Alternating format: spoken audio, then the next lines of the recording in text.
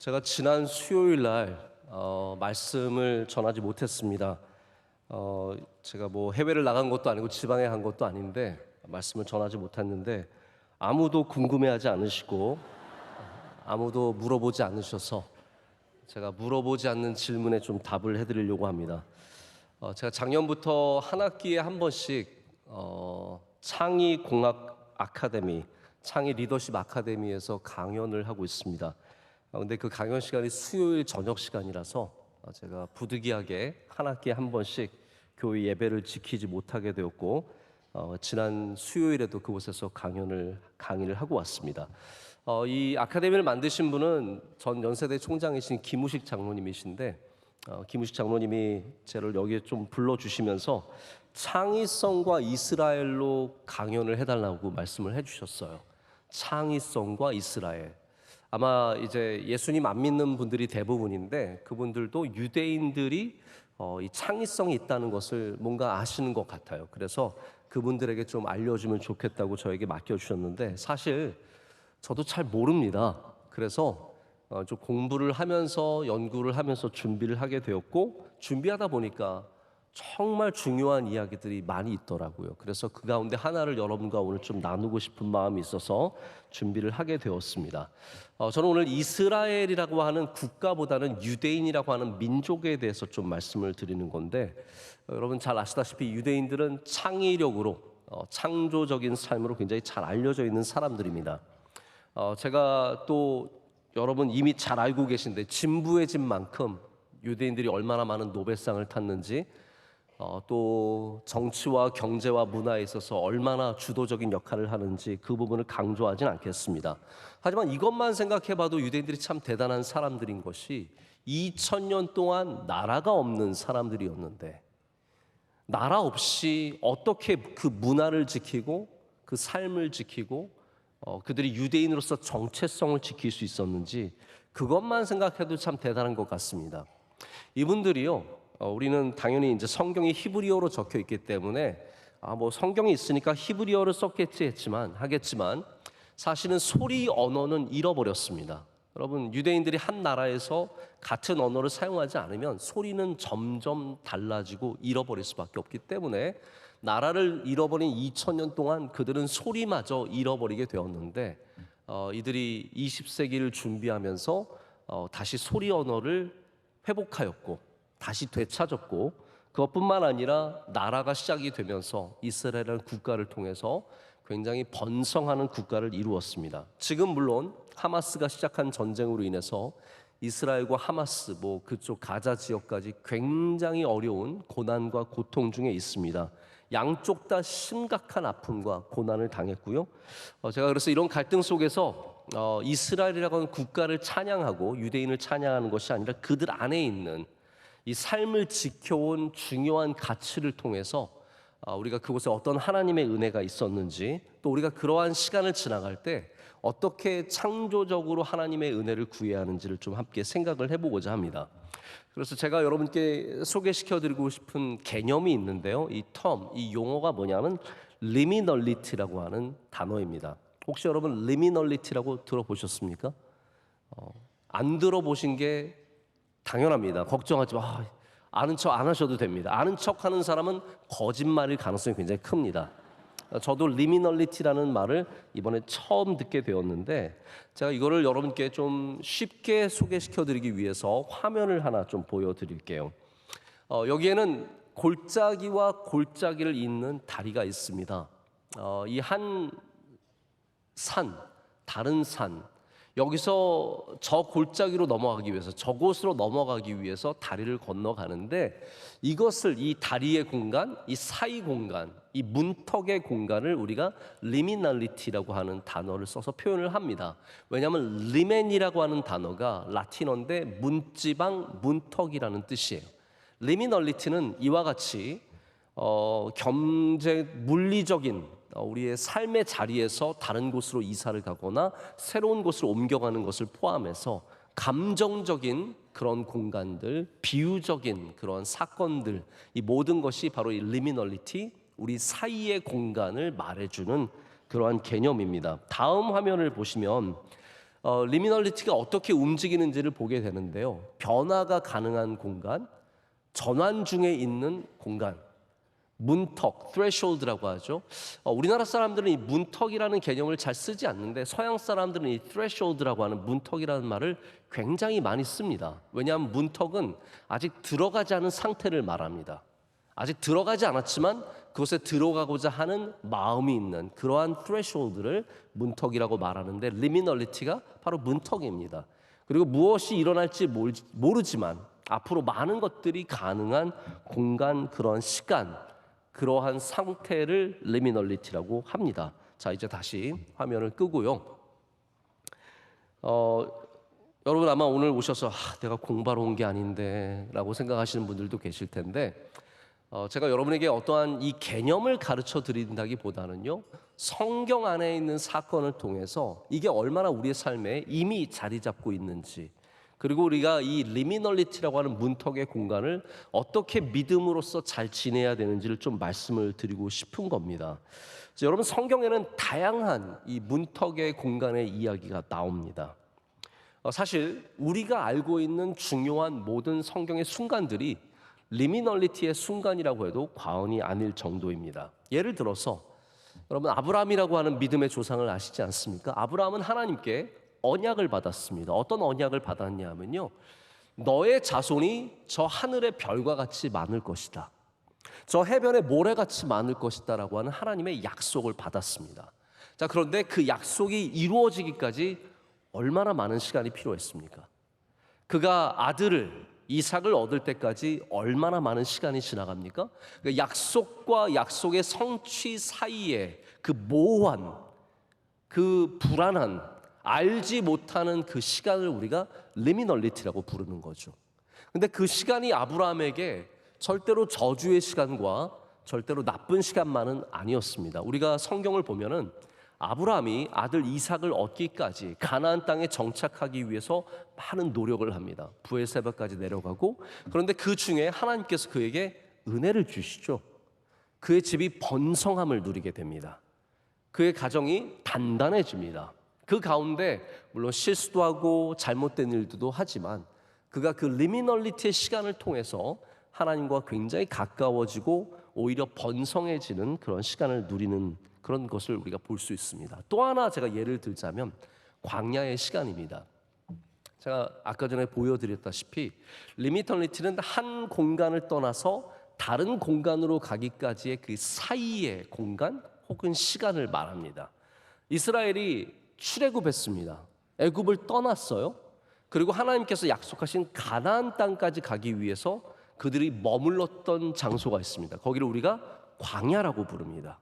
그들은 광야에서 40년 동안 머물면서 굉장히 모호한 삶을 살았습니다. 이제 애굽을 떠났으니까 애굽 사람도 아니에요. 그런데 가나안에 못 들어갔으니까 가나안 사람도 아니죠. 그들은 거기에서 하나님께서 자신들의 정체성 훈련, 즉 하나님의 백성이 되는 훈련을 시켜주시는 것을 경험하게 되었고, 그 광야에서 하나님의 은혜 없이는 살 수 없었기 때문에 그들이 오히려 광야에서 더 단단한 믿음으로 훈련받는 그런 시간을 갖게 됩니다. 여러분, 그래서 문턱의 시간은 우리에게 모호한 시간이지만 우리가 그 시간을 하나님과 함께 보내면 우리에게 복된 시간이 될 수 있습니다. 그 불안정한 시간에 안정적인, 절대적인 하나님을 만나면 우리는 거룩하고 아름다운 시간으로 변화될 수 있다는 것이죠. 그래서 이스라엘은 이 광야의 삶, 문턱의 삶을 오랫동안 보내면서 이 나라가 더욱더, 이 민족이 더욱더 단단해졌다는 것입니다. 여러분, 문턱의 삶이 우리에게 얘기하는 것은 아직 이루어지지 않았다는 것이고, 그것이 우리를 긴장으로 붙잡아 준다는 그런 얘기입니다. 자, 오늘 우리가 본문의 이야기를 그러면 어떻게 여기에 상황에 맞게 볼 수 있겠습니까? 야곱의 상황 역시 문턱의 삶을 지나가고 있는 가운데 있었습니다. 여러분, 야곱 들어보셔서 아시죠? 아브라함의 아들, 이삭의 아들 야곱입니다. 그래서 이 세 명을 쉽게 외우는 방법은 아이야예요. 아이야. 아브라함과 이삭과 야곱입니다. 근데 야곱은 할아버지 아브라함과도 좀 다르고요, 아버지인 이삭과도 좀 다릅니다. 이분이 아주 독특한 분이에요. 제가 야곱에 대해서 할 말이 참 많은데 오늘 좀 거기에 대해서 여러분께 조금 소개할 시간이 있을 것 같습니다. 야곱이 장자권을 자기의 형인 에서에게서 뺐죠. 속여서 뺐습니다. 그리고 나서는 이제 형도 무섭고 상황이 이상하게 변해가니까 어머니 리브가가 너는 안 되겠다, 도망을 쳐라, 가라 라고 해서 그의 외삼촌이죠, 리브가의 오라비인 이 라반의 집에 보냅니다. 가는 중에 그 루스라고 하는 도시, 루스가 지금의 베델입니다. 베델에서 하나님이 나타나셔서 그에게 약속해 주십니다. 아브라함과 똑같은 약속을 해주세요. 너를 번성하겠다, 너의 자손을 늘려주겠다. 근데 그 약속을 받고 나서 이제 외삼촌 라반의 집에 가게 됩니다. 근데 거기 가서 그의 사촌인 라헬을 보면서 깊은 사랑에 빠집니다. 그래서 라헬을 얻기 위해서 열심히 일하죠. 근데 이 라반이, 이게 참 여러분 성경엔 아이러니한 사건들이 많은데, 야곱이 속여서 장자권을 받았는데 그가 결국은 삼촌한테 엄청 속습니다. 그래서 항상 여러분 뛰는 놈 위엔 나는 놈이 있다는 걸 아셔야 돼요. 야곱이 속이는 삶을 살다가 결국은 자기가 여러 번 속게 됩니다. 오늘 말씀에도 품삯을 몇 번 속였다고요? 10번을 속였다고요. 여러분, 그래서 라반 같은 악덕 기업주가 없어요. 이 사람은 굉장히 문제가 많은 사람이고요. 라반은 정말 위험한 사람이에요. 그래서 어느 정도냐면 나중에는 야곱을 사실은 해칠 생각도 있었어요. 그래서 야곱이 오늘 고백하는데 하나님께서 자기를 라반에서 지켜주셨다라고 얘기를 할 정도로, 사실 라반은 자기의 잘됨에만 모든 것이 꽂혀 있었던 사람입니다. 그래서 10번이나 품삯을 바꾸는 가운데 번 게 하나도 없어요. 근데 하나님께서 지혜를 주시죠. 너가 양떼 가운데 얼룩진 것, 점진 것, 아롱진 것, 그것만 네 것이 되겠다라고 얘기를 하면은 하나님께서 거기에다가 축복을 해주시는 겁니다. 그래서 많은 재산을 얻게 되고 결국은 이 삼촌이 자기에게 아무것도 해줄 것이 없다는 것을 알게 되고 하나님의 말씀을 받고 가족들과 함께 라반을 떠나서 탈출하게 됩니다. 여러분, 이 20년의 시간, 굉장히 억울하고 답답하고 힘든 이 시간이 야곱에게 어떤 시간이었을까요? 그냥 답답한 시간이었을까요? 그렇지 않습니다. 성경을 보면 그가 지혜를 갖고 자기의 문제를 풀어갔습니다. 하나님께서 그 어려운 시간에 지혜를, 이게 핵심입니다. 여러분, 어려운 시간에는 하나님께서 지혜를 주십니다. 이 리미널리티의 문턱의 시간, 모호하고 억울하고 답답하고 내 맘대로 안 되는 시간에 하나님께서 야곱에게 지혜를 주셔서 얼룩한 것, 점 있는 것, 아롱한 것, 이것들이 너의 재산이 되게 하라 라고 말씀해 주셨고 야곱이 가서 그것을 행했습니다. 여러분, 처음에 라반이 그 이야기를 들었을 때 어떤 마음이었을까요? 왜냐하면 양떼 가운데 이 세 종류, 얼룩진 거, 점 있는 거, 아롱 있는 거, 이거 다 합쳐봤자 몇 마리 안 된 겁니다. 그러니까 라반이 허락한 거. 라반이 그게 많았으면 애초에, 라반 성격 제가 말씀드렸죠? 악덕 기업주라고 생각하시면 돼요. 절대로 자기가 많은 것을 줄 생각이 없는 사람입니다. 그러니까 그 다른 종류의 양떼가 많지 않음을 보고 허락해 줬는데, 여러분, 이것은 어쩌면 절대로 과학적인 얘기는 아닙니다. 나중에 새끼를 뵐 때 뭐 나뭇잎 갖다 놓고 나무 갖다 놓고 베게 하잖아요. 그랬더니 거기 얼룩진 것이 나왔다고 하잖아요. 이거 하나님께서 주신 지혜를 통해서 하나님께서 복을 더해 주신 거예요. 자, 우리가 지혜를 갖는다는 것이 내가 엄청 똑똑해서 문제를 풀어나가는 것을 말하는 것이 아닙니다. 우리가 부족하지만 지혜를 가지면 하나님께서 거기서 은혜를 베풀어 주시고 그로 풀릴 수 있는 능력을 주시는 거죠. 결국은 이 얼룩진 것, 점 있는 것, 아롱진 것은 야곱의 지혜로만 나온 게 아닙니다. 하나님이 그 리미널리티의 공간에서, 그 삶에서 하나님께서 은혜를 베풀어 주셨기 때문에 그 양떼가 많이 나오는 거예요. 나중에 라반이 보면서 얼마나 속상했겠어요? 아니, 까만 양이 새끼를 낳는데 얼룩진 게 나오는 거예요. 흰 양이 새끼를 낳는데 아롱지고 점 있는 게 나오는 겁니다. 답답하고 이해가 안 되는데 하나님께서 그렇게 길을 열어주시는 거죠. 그래서 자기의 품삯을 많이 늘리게 됩니다. 여러분, 우리 교인들 가운데 명일동에 오실 때 리미널의 공간으로 오신 분들이 많습니다. 사업에 실패해서. 그런 분들 간증 많이 들어보셨죠? 갈 데가 없어서 여기로 밀려 오셔서 종점에서 시작하신 분들. 결혼하고 처음에 다 리미널의 시간이에요. 문턱의 시간입니다. 그 시간에 여기에서 단칸방 하나 얻어서 시작하신 분들, 서울에 처음 올라오셔서 정착하신 분들, 이 모든 분들이 다 문턱의 시간을 지나온 겁니다. 그 문턱의 시간 동안에 저는 분명하게 믿습니다. 하나님께서 여러분의 삶을 번성하게 하시고 은혜를 주셔서, 지혜를 주셔서 그 시간을 통해서 여기에 이르게 된 것을 믿습니다. 야곱이 이 문턱의 삶이 어렵고 10번이나 품삯을 바꾸고 박대받고 안타까운 상황에 20년이었지만 나중에 탈출할 때 라헬이 누구를 데리고 탈출하냐면 요셉까지 데리고 탈출합니다. 요셉을 낳은 다음에 나가요. 요셉이 몇 번째 아들입니까? 11번째 아들입니다. 그러니까 여기서 가정을 풍성하게 이룬 거예요. 마지막에 라헬이 베냐민 낳다가 죽지 않습니까? 그래서 11명의 아들과 다른 딸들과 많은 가축들과 가족들을 데리고 결국은 여기를 떠나는, 복되게 되어서 떠나는 이야기가 나옵니다. 여러분, 그래서 우리도 이 문턱의 시간에 하나님께서 은혜 주심을 믿고 이 문턱의 시간에 주님을 찾아야 합니다. 하나님을 만나야 합니다. 여러분, 야곱이 오늘 본문 말씀에 하나님을 계속 고백하고 있는 게 들리십니까? 저는 이 부분이 너무 신비하게 들렸습니다. 왜냐하면 제가 아까 말씀드렸죠. 아브라함과 이삭과 야곱은 좀 다릅니다. 아니, 요셉까지 쳐도 다릅니다. 아브라함과 이삭과 요셉은 하나님과 동행하는 것이 굉장히 선명하게 보입니다. 그들은 하나님과 함께하기 위해서 수고했고 애썼어요.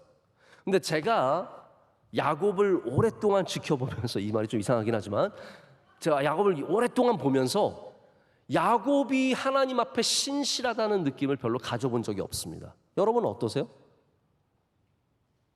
아예 안 보셨으니까 잘 모르실 수도 있지만 다른 사람들에 비해서 야곱은 특별한 믿음이 보이지가 않아요. 뭔가 속이는 사람 같고 뭔가 다른 사람과 다르다라는 거죠. 근데 제가 이번에 이 말씀을 보면서 야곱을 새롭게 배우게 되었습니다. 왜냐하면 저는 야곱이 라반의 집에서 하나님을 섬기지 않았다라고 생각했어요. 그런데 오늘 말씀을 보니까 라반의 집에 있을 때도 야곱은 하나님을 신실하게 기억했던 사람입니다. 뭐라고 고백하냐면요, 7절에는 하나님께서 라반, 자기의 삼촌을 막으셔서 나를 해치지 못하게 하셨다 라고 고백을 합니다. 이게 지금 야곱의 이야기예요. 하나님께서 나를 지켜주셨다라고 얘기하고 있고, 9절에는 하나님께서 자기가 마땅히 받아야 할 품삯을 이제 라반에게서 빼앗아서 주셨다라고 얘기를 합니다. 그리고 마지막, 우리 오늘 본문의 마지막 절에 가게 되면 그들이 왜 여기를 떠나는지를 얘기하는데 하나님께서 말씀하셨기 때문에 내가 여기를 떠난다라고 얘기를 하죠. 자, 여러분, 여기에 20년의 세월에 20년의 문턱의 삶에 이 애매모호한, 이것도 아니고 저것도 아닌 이 삶에 야곱이 누구와 동행했습니까? 하나님과 동행한 거예요. 하나님이 그와 함께 하셨다는 것을 그가 알고 있었고, 그것을 오늘 이 시간 이 본문 말씀에 계속해서 고백을 하는 겁니다. 여러분, 잘 될 때만 하나님께서 동행하시는 게 아닙니다. 여러분의 모호한 삶, 여러분의 그 중간의 삶, 병에 걸려서 낫고 있는 삶, 자녀들을 기다리는 삶, 이 모든 순간순간마다 지금도 주님께서 우리와 함께 하시는 것을 저는 분명하게 믿습니다. 다윗이라는 인물도 이 리미널의 시간을 지나갔습니다. 그가 기름 부음을 받았죠. 그런데 나중에 왕이 되기까지 얼마나 긴 문턱의 시간이 있었습니까? 이것도 아니고 저것도 아니에요. 아니, 왕의 기름을 받았으면 왕이 되어야죠. 왕이 아니에요. 이런 애매모호한 시간에 그가 그 광야에서 하나님을 온전히 붙잡고 하나님과 동행하며 많은 시편을 짓고 주님의 은혜를 얻게 됩니다. 그럼 분명한 게 있습니다. 문턱의 삶이 힘들고 어렵지만 이것이 영원할 것 같지만 이 문턱의 시간이 결국은 다 지나간다라는 것이죠. 7년을 하루같이 보냈기 때문에 20년 금방 지나갔을까요? 그렇지 않을 겁니다. 20년 동안 수고하고 애쓰고 억울할 때도 많았고 답답할 때도 많았고 두려울 때도 많았겠죠. 근데 그 20년의 시간이 이렇게 결국은 지나가게 되는 것입니다. 다윗도 마찬가지입니다. 광야의 시간이 안 지나갈 것 같았지만 지나가게 되는 거죠. 제가 오랜만에 강연하시는 김창옥 씨가 나오는 방송을 보게 됐어요. 여러분 김창옥 씨라고 아십니까? 그 입 크신 분 있잖아요. 네, 그분 강연 참 재밌고 감동이 많은데 저는 또 그분이 이제 워낙 기독교적인 세계관으로 강연을 하기 때문에 더욱더 좋은 이야기가 많다고 생각을 합니다. 근데 이분이 유퀴즈라고 하는 유재석 씨가 진행하는 프로그램에 나왔는데 자기가 책에서 읽은 거라고 하면서 이런 얘기를 하더라고요. 대부분의 사람들이 일을 시작할 때는 열정이 있다고 합니다. 열정 때문에 정말로 하고 싶고 일찍 가고 싶고 늘 천천히 와도 자기는 일찍 가서 처음부터 열심히 준비해놓고 일을 시작하고 뭐 끝나도 지칠 줄 모르고 근데 그 열정이 있을 때는 대부분의 사람들이 마음에 이 열정이 영원할 것 같은 생각을 갖는다는 거예요. 여러분 교회 생활도 그렇게 시작하신 분들 계실 겁니다. 열정을 갖고 막 교회 오면 너무 좋고 막 일찍 와서 예배 준비하고 예배도 저는 제일 이제 걱정되는 분들이 예배 한 3번, 4번 드리시는 분들 계세요. 주일 낮 예배를 정말 3번, 4번 한 번 드리기도 힘드시죠, 여러분들은? 근데 어떤 분들은 여러 번 반복해서 드리면서 막 얼굴에 빛이 나요. 저는 그런 분들 보면 약간 걱정이 됩니다. 저 열정이 언제까지 갈 수 있을까? 근데 열정이 있다가 권태기가 온다는 거예요. 권태기는 어떤 마음이냐면 내가 지금까지 했던 모든 것들의 의미를 잃어버리는 거예요. 내가 그걸 뭐하러 했을까? 내가 이거 누굴 위해서 일하는 거지? 내가 뭐하러 그렇게 예배를 열심히 드렸지? 내가 교회 봉사 누굴 위해서 한 거지? 다 모든 것의 의미를 잃어버리고 그렇기 때문에 다 힘들게 느껴지는 거죠. 근데 이분의 말씀은 그거예요. 그 책이 얘기하는 바가 권태기도 영원한 것은 아니라는 거예요. 이게 끝나지 않을 것 같은데 이 시간도 지나가고 그리고 마지막에는 안정기에 들어간다라는 얘기를 할 때 제가 굉장히 공감을 하게 되었습니다. 여러분 우리가 이 리미널의 문턱, 문지방의 삶이 이 시간이 영원할 것 같지만 그렇지 않다라는 거예요. 지나간다라는 겁니다. 그렇기 때문에 잘 지나가야죠. 이 시간을 잘 보내야죠. 그러기 위해서 우리는 이 시간에 함께 하시는 하나님을 붙잡고 하나님이 주신 지혜를 가져야 하고 그냥 흘려보내는 시간이 아니라 번성하는 시간으로 만들어야 된다는 겁니다. 야곱처럼 지혜를 갖고 얼룩진 것과 점 있는 것, 아롱진 것을 찾아내서 거기서 나의 삶을 풍성하게 만드는 그러한 유대인들이 가졌던 창의력과 창조성을 가져야 된다는 겁니다. 여러분 다시 말씀드립니다. 문턱의 시간은 창조의 시간이 될 수 있습니다. 이스라엘이 가장 창의력으로 뛰어난 민족으로 알려져 있고 거긴 여러 가지 이유가 있습니다. 그들은 성경을 열심히 공부하는 사람들이었고 그것을 통해서 이들은 창의력을 갖게 되었습니다. 탈무드의 이야기, 이 많은 것들을 함께 토론하고 논쟁하면서 이들은 창의력을 더 갖추게 되었어요. 근데 여러분 그것만이 아니라는 겁니다. 이스라엘이 2000년 동안 나라 없이 떠돌면서 수많은 나라에 흩어져 살았습니다. 여러분 중국에도 유대인들이 살았던 거 아십니까? 이스라엘의 박물관에 가면 중국 스타일로 지은 그들의 회당, 시나고그가 옮겨져 와 있습니다. 중국에도 유대인들이 살면서 그들의 믿음을 지켰고요. 다양한 곳에서 유대인들이 살면서 전통과 문화와 신앙을 지켰습니다. 근데 그들에게 있는 문제가 뭐냐 하면 그 나라 사람도 아니고 이스라엘 사람도 아닌 문턱의 삶을 살았다는 거예요. 내가 여기서 태어나서 여기서 살고 있지만 이 나라 사람이 아니에요. 여러분 왜 한국 사람들이 이민 가서 잘 살고 열심히 사는지 아십니까? 문턱의 삶이기 때문이에요. 내가 여기서 태어났고 독수리 여권 미국 시민이고 나는 영어밖에 할 줄 모르는데 사람들은 나를 영원히 이방인 취급합니다. 한국 사람들이 미국에서 몇십 년을 살아도 미국 사람들이 맨날 go home 그러거든요. This is my home. 그래도 아니야 너의 나라로 가 그래요. 그러니까 그 문턱의 삶에서 창조력과 창의성과 투쟁이 아니면 살아날 수가 없는 거예요. 유대인들이 작은 민족이지만 그들이 핍박과 어려움에 담대하고 절대로 지지 않고 끝까지 싸우는 이유가 바로 이들이 문턱의 삶을 살았기 때문이라는 겁니다. 문지방은 모호성을 갖고 있습니다. 질서가 해체되고 유동적이 되고 새로운 질서를 확립할 수 있는 가능성이 있는 곳이 바로 그곳입니다. 여기서 유대인들은 바로 그들의 민족의 특수한 특이한 이 창의성을 갖게 된 것이죠. 제가 음식을 한번 생각해 봤어요.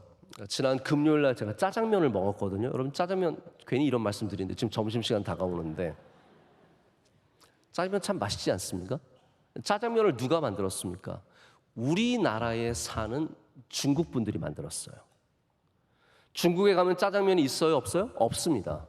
중국에 가서 아무리 중국식으로 짜장면 달라 그래도 안 줍니다. 왜냐하면 이 문턱의 삶을 살아가는, 한국에 살아가는 중국 분들이 여기서 살기 위해서 창조적으로 만들어낸 음식이에요. 여러분, 짬뽕 누가 만들었습니까? 일본에 사는 중국 분들이 만든 거예요. 그래서 짬뽕이 여러분 우리나라 말이 아닙니다. 짬뽕, 일본 말이에요. 거기 살아가는 분들이 거기서 이거 저것 갖다 놓고 막 끓이다 보니까 그게 짬뽕이 된 거예요. 그래서 한국 사람들은 그 허물건한 그 나가사키 짬뽕을 먹을 수 없어서 거기다 고춧가루 팍팍 넣다 보니까 우리가 빨간 짬뽕이 된 거죠. 근데 이것도 다 문턱의 삶을 살아가는 사람들이 만들어낸 거예요. 문턱의 삶을 살아가다 보면 이렇게 창조적이 될 수밖에 없습니다. 여러분, 어느 문턱에 있든지 하나님이 주시는 지혜로 창조적이 되시길 축복합니다. 다윗을 생각해 보십시오. 다윗이 만약에 장수로서 골리앗을 만났더라면 그가 물맷돌을 썼을까요? 칼을 썼을까요? 그가 칼을 썼을 겁니다. 근데 그는 장수가 되기 전에 문턱의 상황에서 골리앗을 만났어요. 어린 소년이에요. 용감해요. 그러나 갑옷이 안 맞아요. 사울이 말하기를 내 갑옷을 입고 한번 싸워봐라. 근데 입어보니까 전혀 안 맞습니다. 그걸 입고 싸우러 나가면 바로 죽을 거예요. 그러니까 저는 맨몸으로 싸우겠습니다. 내 칼을 들어봐라. 안 맞아요. 저는 물맷돌 쓰겠습니다. 여러분, 다윗의 창조력이 어디서 나왔습니까? 그가 성장한 베테랑의 장수였으면 절대로 물맷돌 못 던집니다. 그러나 그가 문턱의 위치에 있었기 때문에, 장수가 아니었기 때문에, 전쟁을 해본 적이 없기 때문에 가서 물맷돌 골라와서 골리앗에게 던져 골리앗을 죽이게 된 겁니다. 여러분, 우리의 삶이 문턱의 삶이라고 해서 절대로 위축되지 마시길 축복합니다. 거기서 얻는 지혜와 거기서 얻는 하나님이 주시는 것들이 우리에게 가장 강력한 무기가 될 수 있고, 이렇게 아롱진 것으로도 부유해질 수 있듯이, 얼룩진 것으로도 부유해질 수 있듯이, 여러분의 삶이 문턱의 삶이라고 할지라도 하나님이 주시는 지혜가 있으면 번성하는 삶이 될 줄로 믿습니다. 자, 이제 제가 말씀을 정리하고 맺고자 합니다. 오늘 본문에 우리가 읽지는 않았지만 몇 절 뒤에 야곱이 라헬과 함께 도망치는 이야기가 나옵니다. 라헬만 있는 것은 아니지만 라헬이 주인공이 되어서 나옵니다. 라반이 양털을 깎기 위해서 집을 비웠습니다. 우리 다윗의 이야기에서도 보지만 양털 깎는 그때는 잔치입니다.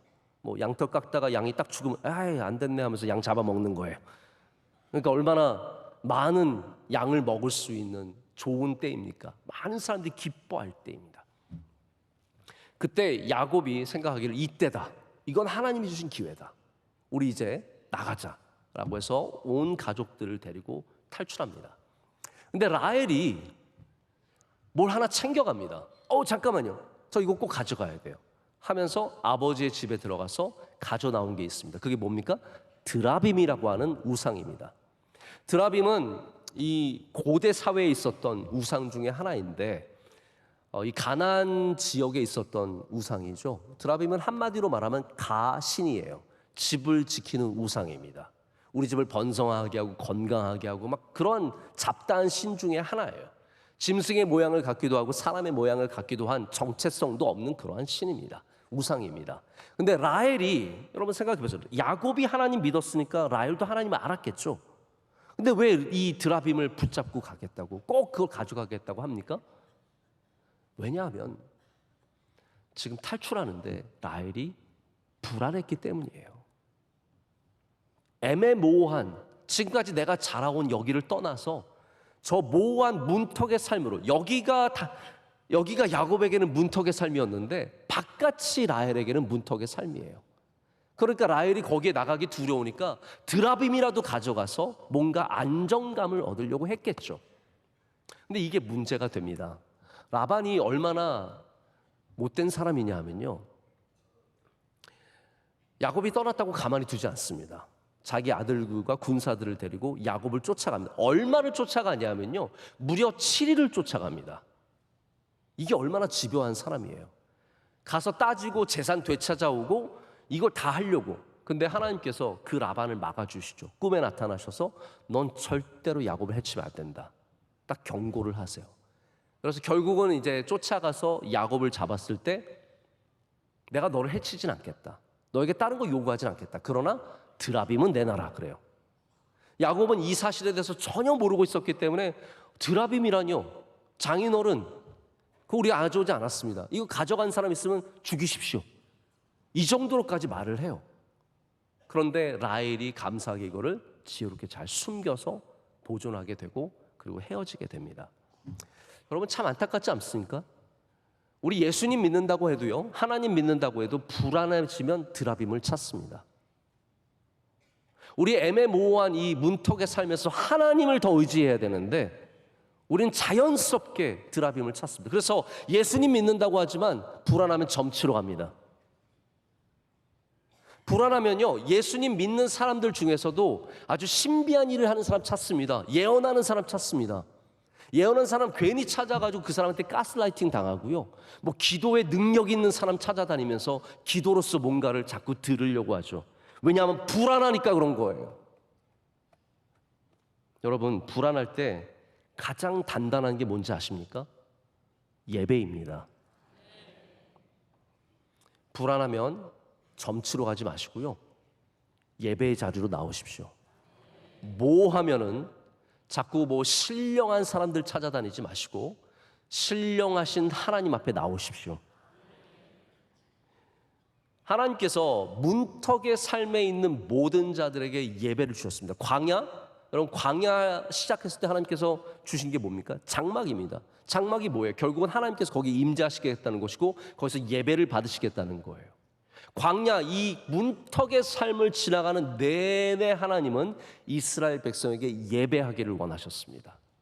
그 예배가 그들을 단단하게 하기 때문입니다. 아까 말씀드렸던 아브라함이 가나안 땅에서 모든 곳을 돌아다니면서 정착하기까지 계속 돌아다니면서 있을 때 아브라함이 했던 것이 무엇입니까? 세겜에 갔을 때도, 헤브론에 갔을 때도, 브엘세바에 갔을 때도 항상 그는 제단을 쌓고 여호와의 이름을 불렀습니다.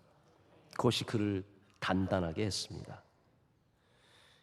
우리는 이 문턱의 삶에서 더욱더 예배하는 사람들 되어야 합니다. 드라빔을 버리고 하나님을 붙잡으십시오. 야곱은 약한 사람이었고 속이는 사람이었고 여러모로 부족한 사람이었지만 이 문턱의 시간에 누구보다도 더 확실하게 하나님과 동행한 사람이었습니다. 그래서 이스라엘이 되었습니다. 이스라엘이라는 이름은 야곱에게 주신 하나님의 주신 이름입니다. 여러분, 이 문턱의 삶 속에서 여러분도 이스라엘 되시길 축복합니다. 문턱의 시간 속에, 문턱의 세월과 공간 속에서 하나님을 붙잡으시고 하나님을 찾으시고 하나님과 동행하신 여러분 되시기를 축복합니다. 기도하겠습니다. 하나님, 감사합니다. 오늘 우리 주님 앞에 나오게 하시고 이 단단한 예배를 붙잡게 하심을 감사합니다. 하나님, 우리의 인생의 모든 불안함과 걱정과 근심들 다 주님 앞에 내려놓게 하여 주시오며 우리를 지혜롭게 하시는 하나님의 은혜를 누리게 하시고 우리를 붙잡아 주시는 하나님의 능력 안에 살아가며 우리 모두가 이스라엘 되게 하여 주시옵소서. 예수님의 이름으로 기도드립니다. 아멘.